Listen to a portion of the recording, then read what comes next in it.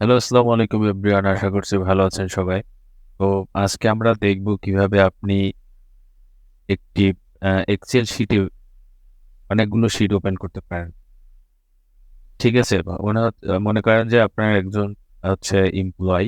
সে আ জানুয়ারি মাসে কত সেল করলো, ফেব্রুয়ারি, মার্চ, এপ্রিল এভাবে করে বছরের ১২ মাসে সে কত সেল করলো এগুলো হচ্ছে তার নামে।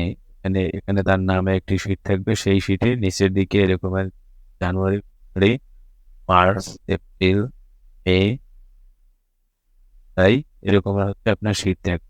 এখন কথা হচ্ছে যে আপনি এভাবে তো শীট করতে থাকলে তো আপনার সময়ের ব্যাপার।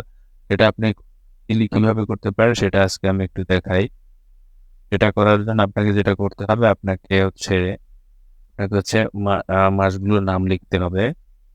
জানুয়ারি লিখলেন, একটা লিখলেই হয়ে যাবে। লেখার পরে একটু একটু বাড়াই দেই।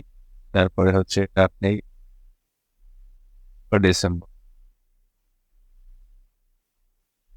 আচ্ছা, এই ১২ মাসের নাম এখানে আসবে। এখন আমার কথা হচ্ছে এই এই নাম অনুসারে নিচের দিকে শীট তৈরি নিচের দিকে। এখন ১২টা শীট তৈরি।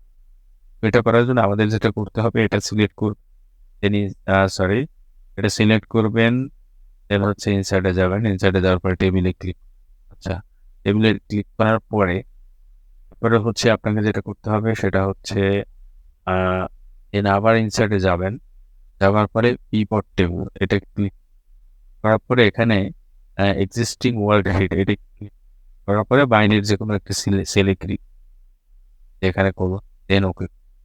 ওকে করার পরে এখন যেটা করতে হবে আপনাকে এই যে উপরে কলাম এটাকে টেনে ড্রাগ করে ফিল্টার এখানে ছেড়ে দেবেন। আচ্ছা, ছেড়ে দেওয়ার পরে এখানে অপশনে আসবেন।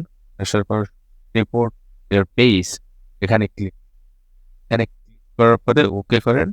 দেখেন নিচের দিকে এখান থেকে এটা কেটে দিন। তারপরে দেখেন নিশ্চয়ই মাস যাই শিটগুলো তৈরি হয়ে গেছে। তো আজকের জন্য এ পর্যন্তই। দেখা হবে পরবর্তীতে। আসসালামু আলাইকুম।